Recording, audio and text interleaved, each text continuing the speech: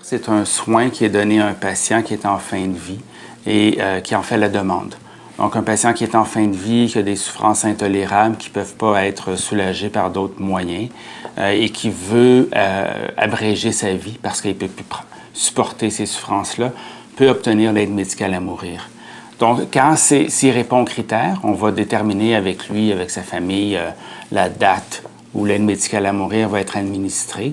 Puis ce jour-là, tout va se faire en présence du médecin, évidemment. Il peut y avoir d'autres professionnels, par exemple une infirmière peut-être pour aider avec certains aspects.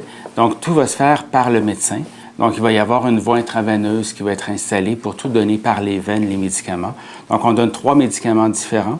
Le premier médicament, c'est quelque chose qui va seulement relaxer la personne, la rendre moins stressée, la faire relaxer. Comme de l'Ativan ou quelque chose comme ça, mais intraveineux. Le deuxième médicament, c'est un médicament qui va rendre la personne inconsciente pour pas qu'elle soit consciente de ce qui va se passer.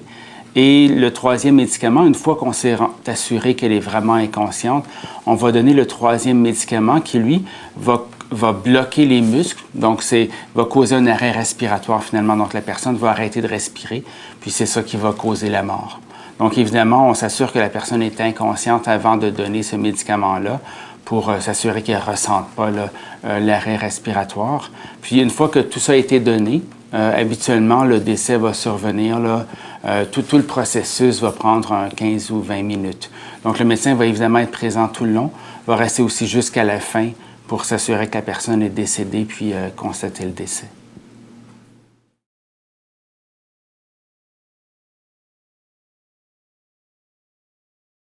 Le médecin doit être assez précis. Il doit dire, par exemple, au patient, voici, ça va se passer à telle journée, on va convenir d'un lieu, on va convenir d'une heure, voici ce que je vais faire, je vais vous injecter un premier médicament, puis un deuxième médicament, puis un troisième médicament.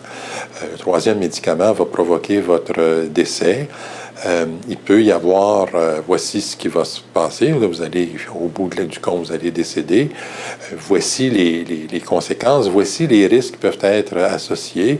Il peut y avoir un échec, la première injection, où on ne trouve pas une veine ou des éléments comme ça. Donc, il doit informer le patient, mais il doit aussi le rassurer et lui dire, bien là, ça se peut qu'il y ait un échec, mais là, il faut dire, voici qu'est-ce qu'on va faire pour pallier si on ne trouve pas un excès veineux, voici qu'est-ce qu'il va falloir faire.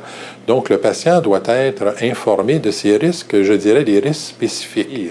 Mais il faut bien comprendre que le consentement, c'est un processus continu. C'est pas parce que la personne a signé sa déclaration puis qu'elle a dit qu'elle consentait qu'il faut dire, bien, le consenti, j'ai plus d'informations à lui donner. Au contraire, tout au long du processus, on doit l'accompagner et on doit lui dire, comme c'est de la bonne médecine, voici ce qu'on va faire et voici ce que ça va donner. Donc, le consentement doit être au début, mais aussi à la fin. Et il faut que la personne soit au courant de ce que le médecin va faire. Puis le médecin aussi doit être le plus rassurant possible, dans la mesure du possible, compte tenu de la gravité du geste et des conséquences du geste.